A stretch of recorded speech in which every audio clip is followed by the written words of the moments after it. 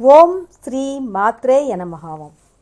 శ్రీ విశ్వావసునామ సంవత్సరము, ఉత్తరాయణము, శశిర ఋతువు, పాల్గొన మాసము, కృష్ణపక్షము. తేదీ మార్చి 6, 2026 సంవత్సరము. వారము శుక్రవారము.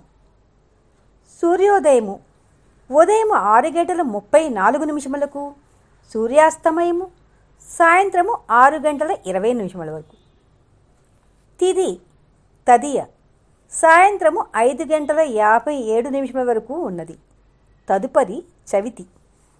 నక్షత్రము హస్త ఉదయం 9:26 వరకు ఉన్నది.